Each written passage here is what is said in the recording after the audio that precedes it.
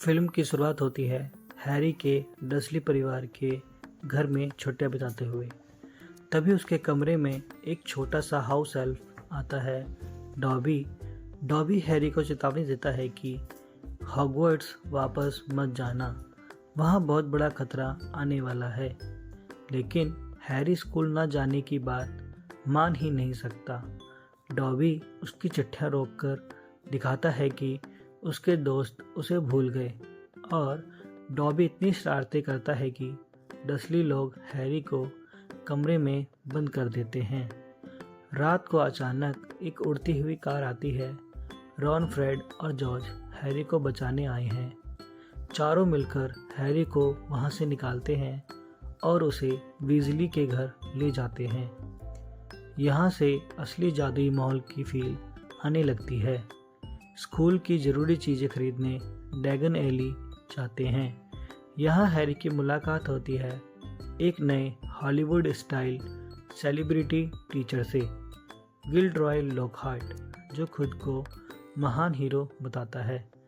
यहीं Lucius Malfoy भी आता है, जो वीजलियों का मजाक उड़ाता है और चुपके से जिन्नी की किताबों में कुछ रख देता है, जो बाद में बड़ा राज बनता है। प्लेटफॉर्म नंबर 9:45 में हैरी और रॉन किसी तरह प्रवेश नहीं कर पाते। मजबूरी में दोनों उड़ती हुई कार से सीधा हॉगवर्ट्स पहुंच जाते हैं, लेकिन कार स्कूल की सुरक्षा जाल में फंस जाती है और अंत में फोरेबियन फॉरेस्ट में क्रैश हो जाती है। दोनों को सज़ा मिलती है, लेकिन असली समस्या अभी शुरू ही हुई है। कुछ दिनों बाद स्कूल में एक अजीब हमला होता है। मिसेस नॉरिस, अर्गस फ्लिच की बिल्ली, पत्थर की तरह जम चुकी होती है। दीवार पर खून से लिखा होता है, चेंबर ऑफ सीक्रेट्स फिर से खुल चुका है। सभी डर जाते हैं। हरमाइनी लाइब्रेरी में पता लगाती है कि सलाज़ार स्लिदरिन, हॉगवर्ट्स के 4 संस्थापकों में से एक, अपने पीछे एक छुपा हुआ चेंबर छोड़ गया था, जिसमें एक खतरनाक राक्षस बंद था। कहा जाता है कि एक दिन स्लिदरिन का वारिस आएगा और उसे आज़ाद करेगा। अब लगता है कि वही दिन है। स्कूल में कई और हमले होते हैं।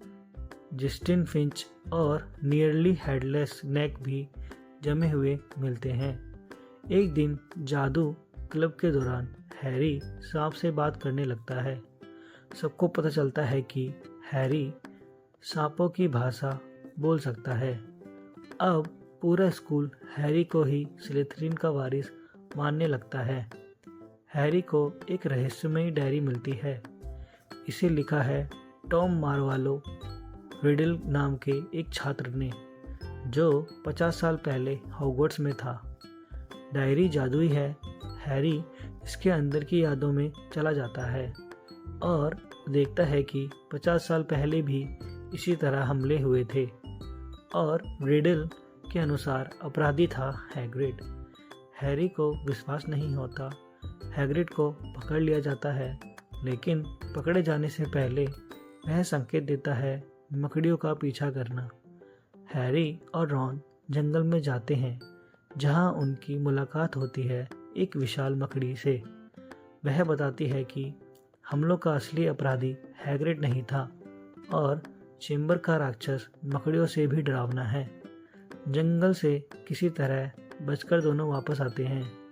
एक रात पता चलता है कि गिनी वीजली गायब हो गई है और लिखा होता है जिनी को चेंबर में ले जाया जा चुका है। लॉकहार्ट को साथ लेकर हैरी और रॉन चेंबर का रास्ता ढूंढते हैं, लेकिन लॉकहार्ट डरपोक निकला और गलत जादू से खुद की ही यादें मिटा लेता है। हैरी अकेला आगे बढ़ता है। चेंबर में उसे मिलता है टॉम मार्वोलो रिडल, डायरी वाला लड़का। रिडल बताता है कि वह एक याद नहीं बल्कि वोल्डेमॉर्ट का युवा रूप है।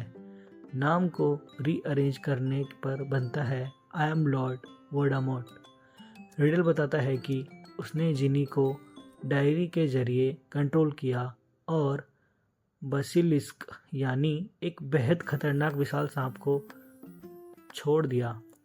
हैरी की मदद के लिए आता है डंबलडोर का फिनिक्स और हेड से हैरी को मिलती है ग्रिफिंडोर की तलवार। फिर होता है हैरी विसेस बेसिलिस्क का बड़ा मुकाबला।